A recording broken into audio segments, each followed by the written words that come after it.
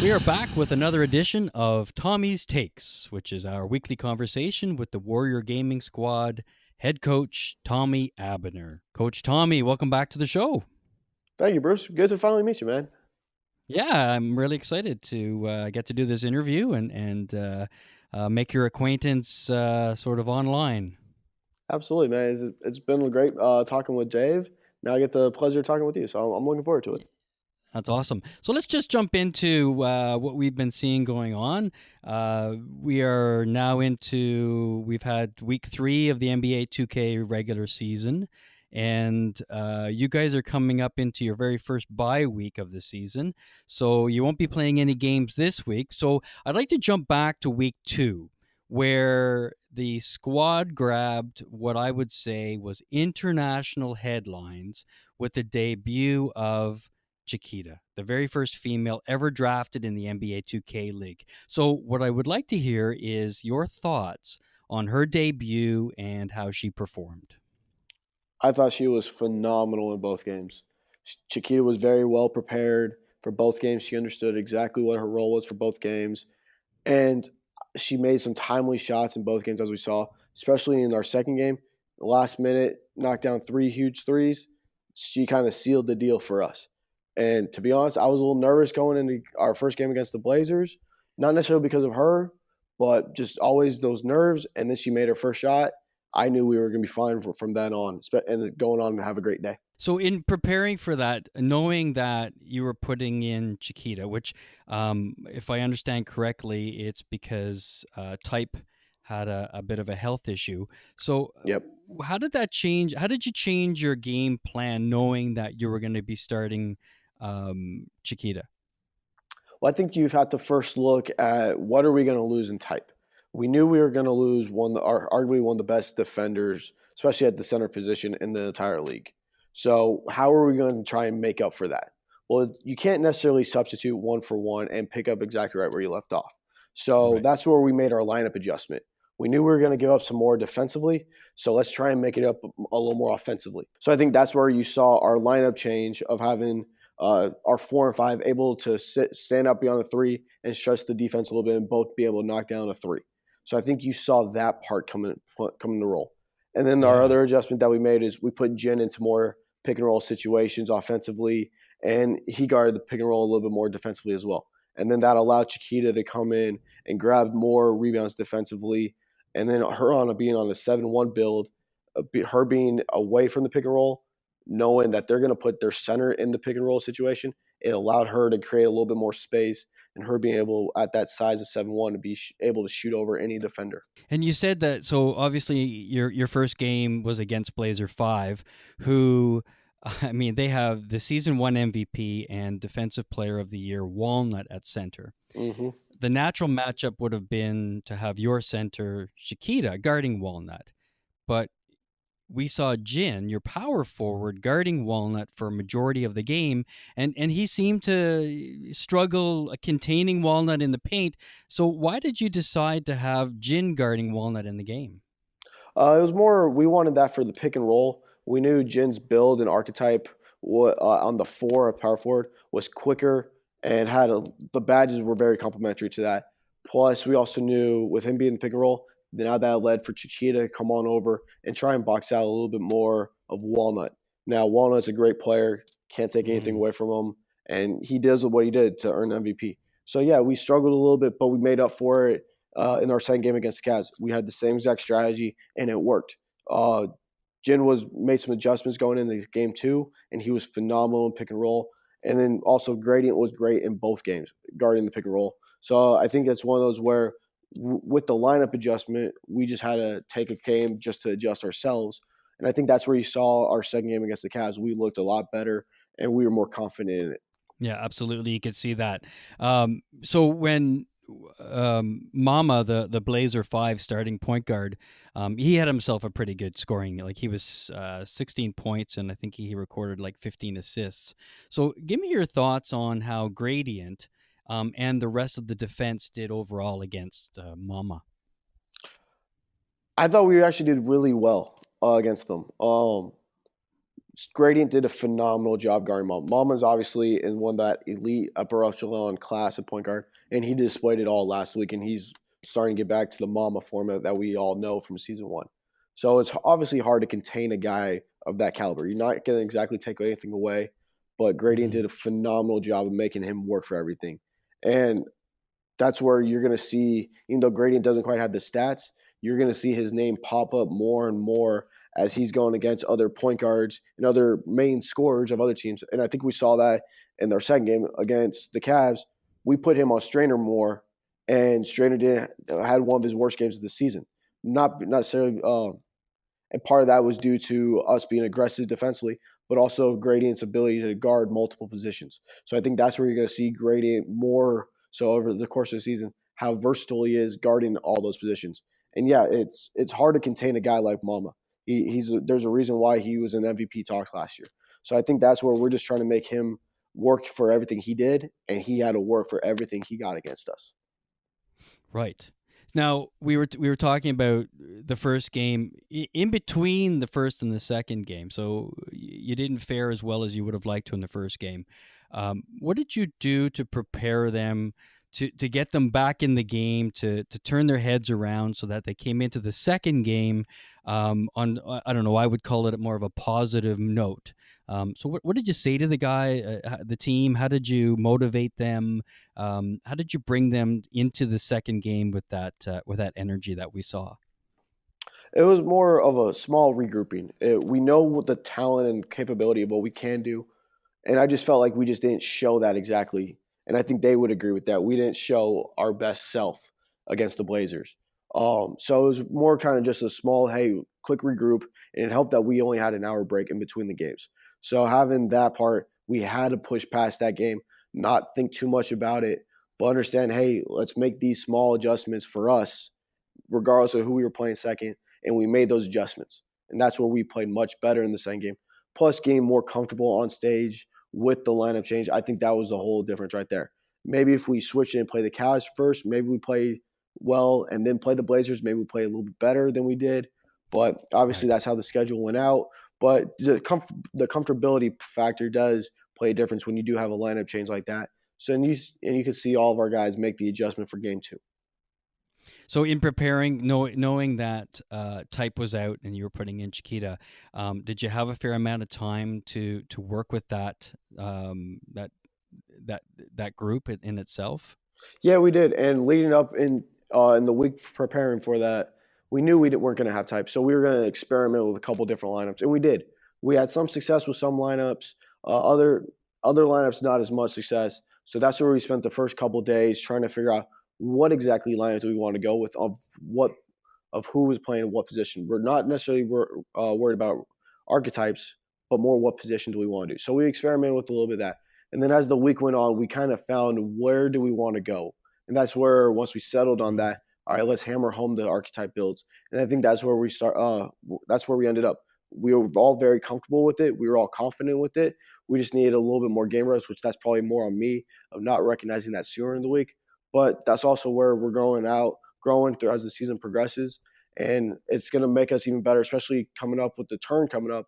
Now it's now introduced with the pick and ban. Now we know we can be a little more versatile, having to play two different lineups on stage, and we're one of the few teams that had to do that. So now that's going Yeah. to make us more prepared for when the turn comes out. And in that second game, I mean, you guys had a decisive win. It wasn't just a win. It was like I think it was 74-55. So what would you attribute to such a huge decisive win, especially after having come off a loss? Honestly, it was just a little bit more focus. You can tell they were not happy with their performance in game one, and they were a little more focused in and ready to go game two. So I think that was just it. Just they were slightly 2% more focused on what they had to do, knowing we had to be better, and they were great.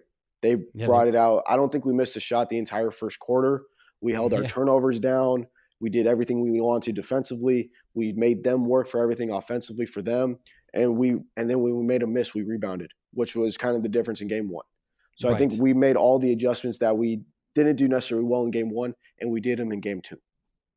Right. Now, okay, I'm going to go into the players now and sort of get your take on each player that played. Absolutely. So, your starting point guard, CB13. He recorded 7 points, but he was very strong. He collected 12 assists. Hmm. So, what was your thoughts on his performance in the game? I thought he was excellent, especially against Cavs. I thought he was excellent. When we're at our best, he's making sure everybody gets involved, and we actually have to tell him, "Don't forget about yourself." And that's when we're at our best, is when all 5 players out there scoring double digits. Now he didn't quite get there; he had only 7, but you can see him sharing the ball, getting into the lane, making quick, decisive reads, and make sure everybody got the ball. Which that's what we ask from him, and he's great at it. Sure, he can go out there and score 20 points a night if he wants to, but that may Hmm. not be what's best for our team, and he knows that. So him going out there and getting 12 assists, that helps us better than going for him to try and get 20 points. But now we're trying to get him to score a little bit more to make him more of a threat. So that's where our evolution is going to be coming in. Okay, I like that. And now Gradient. So Gradient was really good in this game. He scored 10 points, but he also was keeping like a pro to only 9 points and 6 assists. So is Gradient proving to be everything you thought he would be? Oh, absolutely, and more. He's without a doubt top 3 defender in the league. In my opinion, he's the best defender in the league. But without a doubt, you can poll any coach in the league; they will tell you he's top 3 in the league as a defender, especially on the wing position. And you'll see, especially in the Cavs game, he guarded both like a pro and Strainer, and he did a Hmm. phenomenal job on both. So I think that's where he's able to come out there and disrupt multiple positions, where not many locks are able to do that. So he Yeah. has that confidence and ability. And then, like you say, he got 10 points. So now we're getting him some more scoring. Now Hmm. that takes us to a whole nother level. Yeah, it makes the other teams have to think a little bit more, doesn't it? Absolutely. And we're starting to figure out we can throw him the ball in certain areas and he can go get us a bucket. Now Beast Move. What a guy. So he continues to have an outstanding year. I think he scored a career high 30 points, Yes, he going did. 12 for 19 from the field. So what can you say about him? Uh, he's been phenomenal up until this point, and I was so happy for him. These were games that we've seen all preseason and early in our scrimmages of what we knew he could do. Rustin and I, we saw this last year, what the capability that he has offensively last year. So now I'm so happy for him that he's able to start doing this, and he's starting to expect that he can do maybe not 30 points a game every game, but he has a higher expectation of himself that he can do this on a regular basis and shoot well. So I think that's where his expectations are starting to get higher, and he's able to reach all those goals that he has for himself. Hmm. He's quite composed, isn't he? Yes, he is, and that's one of the great things about him. He's like you say, composed, but he's confident in any situation, regardless Hmm. of the score game time. He knows that if need be, he can get a shot up at any point whenever he wants, no matter what happens, which is a nice comfort blanket for us. If we're in a bad situation, we know we can get him the ball, and he can get us at least a good look. So that's great knowing for us. And every team seems to have a player who like we talk about, there's leaders on teams, and some leaders demonstrate their leadership on the court, and some demonstrate it sort of for lack of terms, in the locker room. Would you say Beast Move is, clearly he's doing it on the court, but is he a leader for you guys? Does he help the newer players get themselves grounded? Oh, absolutely. And yeah, I would agree with you. He's definitely a leader on the court, and that's where we're Hmm. trying to get him to talk more, and he is. Hmm. Which for him, I'm so happy to see his personal growth in that. But the other thing is, he brings a sense of calmness.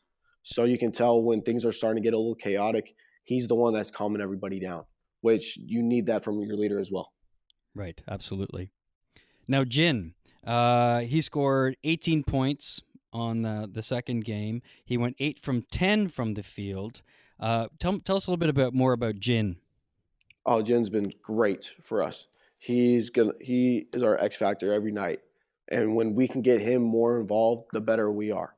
So I think that's where you're seeing him start to get more comfortable in his role. Hmm. Yeah, we made a slight change, but his role was pretty similar to what it's been in the tip off in week one. So he's starting to get more comfortable, more acclimated of what he can do. And we're still learning exactly what he can do. So he hasn't quite shown everything, but that's what makes us even more excited, knowing he could do this on a regular basis. So I think he's starting to get to the point where he's getting more comfortable. He's Right. starting to expect to do this more often. So he's been great with us on both sides of the floor defensively. He doesn't quite get enough credit for what he can do defensively.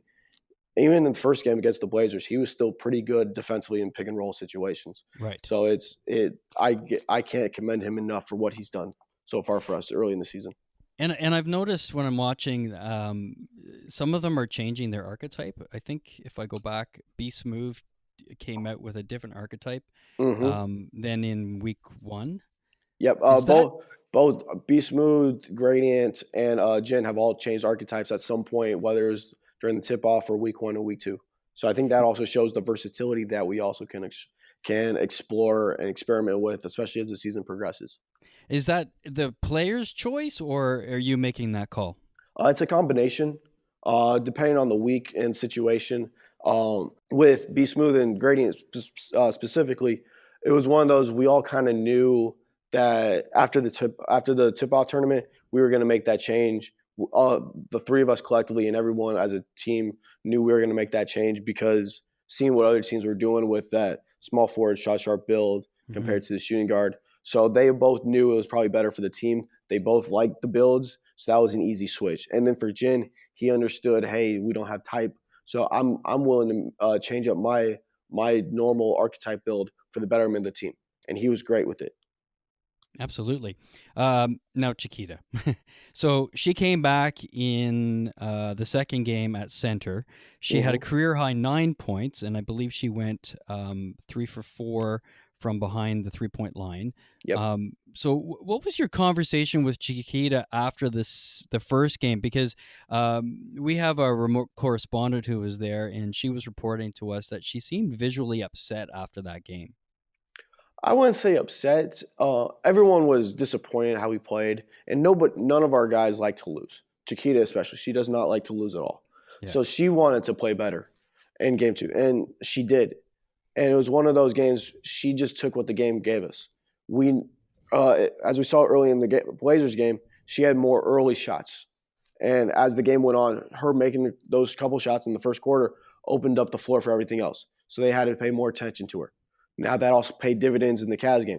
They paid more attention to her early on, and then that's when she made her threes late. She was kind of put the stamp of approval for that game late in that game.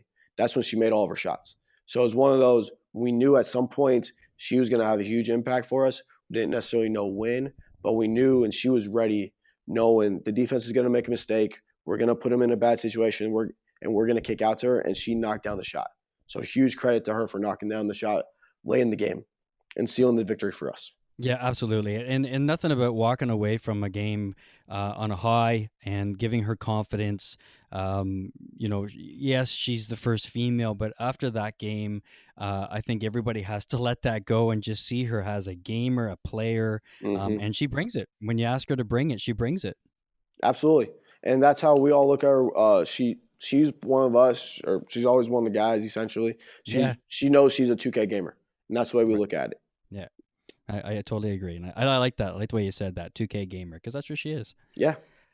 So, okay, you're in a bye week. We Hmm. mentioned that at the beginning of the show, and now we're looking ahead for you guys to week 4. So you have 2 tough games right off the top, and the first one will be against a very hungry Wizards team, and I think they're coming off a pretty big loss to Dimes and the Mavs. So, Hmm. what do you do in the bye week to prepare yourself for coming back into week 4 and having a tough game ahead of you? With the Wizards specifically, it's an understanding of while they may not be off to the greatest start, and Hmm. they're probably not meeting their expectations that they set, they have enough returners from season 1 that they can figure it out. They are a very scary team when they put it together. So I think that's where we can't overlook them at all. Knowing if JT has a great game, he puts them in a better position. If Dave Fry has a great game, they're obviously a much better team. If Reese is making shots, they're in a great position. So I Hmm. think that's where we still have to do everything we need to do. And even though they're not off to a great start, that actually means we have to prepare more and be ready for them, knowing they're going to look to right the ship, starting with us. So we have to be ready for that. They'll be hungry. Yes, exactly. Very hungry.